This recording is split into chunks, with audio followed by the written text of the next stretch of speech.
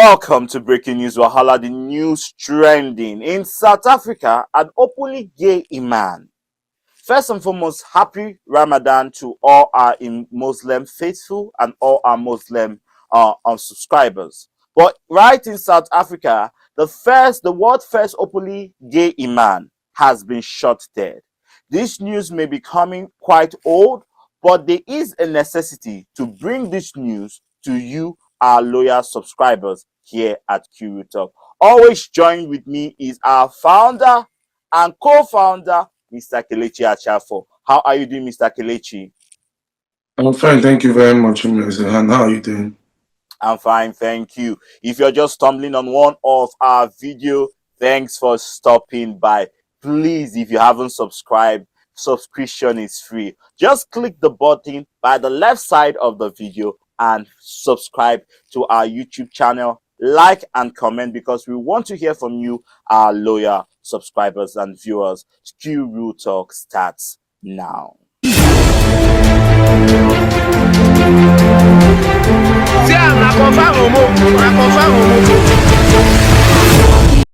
A well-known Imam was shot and killed in South Africa when police say two people in the silver truck blocked the gold SUV he was riding in, got out and began firing shots into his vehicle before fleeing the scene. Police have not named the suspects or disclosed any alleged motive behind the killing.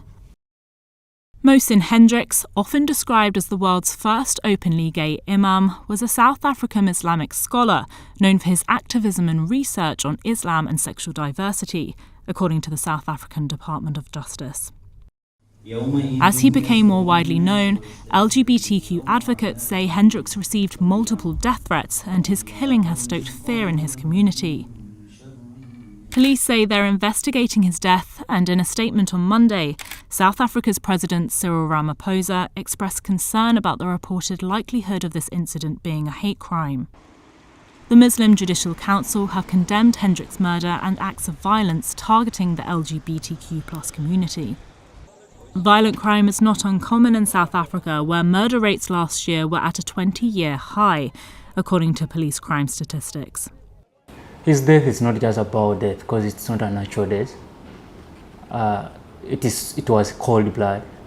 So it sends a message. It's just a message of hate speech, a message of human rights violation, a message of living in unsafe communities.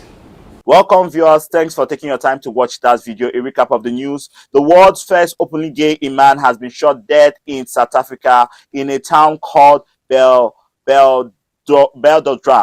The Imam, whose name happened to be Mohsin Hendricks, was shot dead at his residence, as CCTV footage from CNN shows the moment it happened. Mr. Kelechi, when you saw that news, what came to your mind? What came to my mind is I knew that his life would always be unsafe, because when it comes to that religion, I mean, I'm trying to pick my words carefully, but when it comes to the Islamic religion, we've seen that when you go outside from the concept and the structures that are made for you to follow, it's most likely that you are corrected in a fatal way, or you are more quote and unquote attacked in a fatal way. We've seen it happen in different times with the teacher who the students accused him of defaming the Prophet Muhammad, and we know the treatment visited on him, Simon Perry, who was beheaded, and many other people. And it's quite sad. I remember the Abuja street preacher, the female preacher, was it Abuja? Yes, Abuja female RCCG pastor, who said some things, and she was also mutilated on the streets in Nigeria some years ago. Yeah, I think so. Yeah, we have different. I mean, there's been many incidents. If we're going to pull incidents, I think we are not going to leave the show. Even back home in Nigeria, we know what happened with the Miss World riot that was supposed to be held in northern Nigeria. I think that was Kaduna or something. And we know the madness that went on and how people had to lose their life needlessly for just organizing a beauty pageant which they felt was haram. So the case continues to go on and on and on and on. And it's just quite sad because what we expect is that at least people are free to choose what they want to be, and they have the dignity to at least protect their life. You might disagree with somebody. If you disagree with a preacher or you disagree with a person's doctrine, what you do is to avoid them. Whenever you come across them, you block them from any social media handle. You won't even get to see it because it will not be your upgrading. It will not be something you care about. But to this point, of people now feeling like, you know what, you are now going to start taking the lives of people, a life that you did not create. It's just absolute madness, an absolute bunkum, and it's just weird, and it has to stop. It just has to stop. I mean, it has no root, or it has nowhere. It has no place in any society in the world whereby you keep, you see people But being Mr. happy. Kelechi, does this not call for one question? When we see a case of murder, when it doesn't deal with LGBTQI persons, we see the police take murder very serious. But when it's a case, even in America, when PJ Marshall or Marshall P. Johnson was also unalive, we don't see the American police take matters serious. In Canada, in short, there was the time of the gay serial killer, Geoffrey Doma. The Toronto police did not take this serious. Is it not a thing of concern that the police academy and the police force, even in a country like South Africa, that has a functioning police system, that has a functioning government, it's not, we have not heard that the police is conducting investigations. We've not heard that the police is on a manhunt for the killer of the Imam. Doesn't the police take queer life serious? No, it's something we need. In Nigeria, in Abuja area mama's case, look at each country where queer persons are unalive. The police academy does not take our life serious. They don't consider us as humans. They consider us less humans. But yet the police want to march on our pride. Yet Toronto police wants to be in our pride. Yet the American police wants to be in our pride. And they are asking us, why shouldn't we stop them from coming from our pride? Because when matters like this comes, it should not take the police academy more than 2 weeks to find a killer. If they can find the killers, they can perpetrate them, put them behind bars, this will stop. Mr. Kelechi, your final words. Sorry for cutting you short. Yeah, I think for me, like, just to answer some of the things that you said and some of the questions, for me, I would say that South Africa is more or less like a failed state, as far as I'm concerned. Because if you say South Africa, to me, looks like a failed state. I mean, this is a country whereby you see some of the most xenophobic attacks, where people have to jump from as high as 3-story buildings to save their life.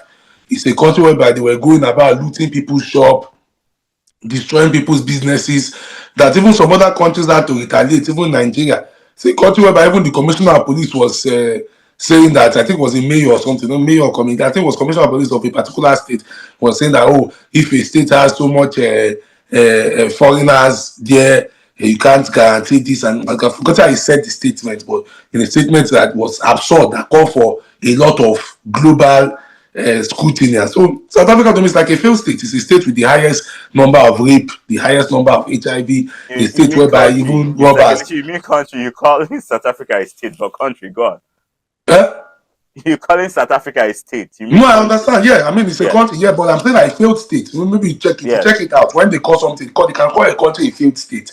So that's a kind of quotes that I use for any country that is not working. You call it a failed. So to me, it's more of like a failed state as far as I'm concerned. South Africa there's nothing. It's a place whereby they even warn you to even be careful. Even when you go there with some apps like even Grindr and everything, they'll tell you. I've seen different that Grindr will put it there that be careful of kidnappings in Johannesburg. If anybody in South Africa can prove it, can say it to me. I know there was a time it was trending. That was even a few months ago. People saying that they were warning them on Grindr to be careful of kidnappings in Johannesburg because there were people even being kidnapped as far as being kidnapped as far as in broad daylight allegedly. But yeah, so to me it's more of like a face. But before we call this news wrap, I want to say, we were the ones who initiated that Grindr should start putting warnings in their apps. And we want to say thank you to Grindr, even though you don't give us credit. Thank you for listening to us. Go on, your final remarks. Yeah, I mean, that's true though. I mean, we are one of those that initially called for it to be warnings to be put in. I think even other people to have called for it. So that's why in some countries, Uganda has shut down permanently. I think like in North Korea, some parts in China and some few countries, I've heard that Uganda has been shut down totally, maybe due to the rise of hate attacks, and also Arabian countries. Why some countries they give you warning. So if the country is likely, the city is likely for kidnappings, they'll get you informed. If it's likely for hate laws, they'll get you informed. And even I even heard that sometimes if the city is there's a prone of like infection there, they will keep you informed that you should stay protected, which is a good one. But it's a sad loss for this Imam. He was a good Imam. People said that he was known for his philanthropy, he was known for his goodwill, and it's quite a shame. And one thing I say about community members, when community members die, when the LGBTQ activists die, you don't get the kind of noise, the kind of paparazzi, the kind of support, the kind of flowers. When you see other people die, even some people that did nothing, maybe even when they were nothing but criminals. We saw America being put on standstill for a black, quote and unquote, criminal that was, yes, unjustly killed by the police. The guy of I can't breathe that was nailed. I'm trying to remember his name, but his name can't come to me often. Yeah, The yeah, guy I that the know. police nailed, put his knee Yeah, on yeah. his neck.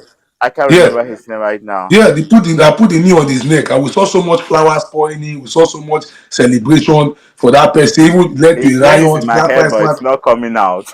Yeah, Black Lives Matter and the rest of Yeah, the other Black things Lives that Matter guy. they were celebrating. Yeah, but I mean, that guy was a guy he committed a life full of crime, but because of how he passed away, the insensitive nature, it caused a global outrage because based on Well, the insensitive nature honestly, of what he was doing. I think it's But an African thing, because if you look at America, queer people are praised in America. Like if you look at the gay magazine, for example, in America, that's likely doing the same thing Q Talk is doing. See how gay magazine is held with a much more standard than Q Talk. You get it? If you look at even this guy, the straight podcast, you get it? The Americans hold, even the one time we did an interview with an American porn star, Tim Dredd. Didn't you see how Americans in America came to our YouTube channel to stand with their own? But how many Nigerian people have we brought that Nigerians have stood with us? But in that closing, because we don't want to make this video long, in closing, that Kelechi, say your final word. Closing. No, I'm done. That's what my final. My final was just that it just shows that community members should start to do more for our community members and actually support them. But the main thing important is that lives of community members should be protected. And on their unfortunate demise, we should come together and rally around to support our own and bury them and at least make them globally recognized if they lived a good life and a life of philanthropy, a life of goodwill and kindness and support and preaching peace, like the Imam, the first gay Imam who sadly passed away. Over to you, Thank you, Mr. Kelechi. If you have enjoyed this segment and this segment of our news, please kindly just do us a favor by liking, subscribing, and commenting on our YouTube channel. We want to know what you see, what your thoughts on this episode was, and stay tuned till we see you in the next one. Peace out.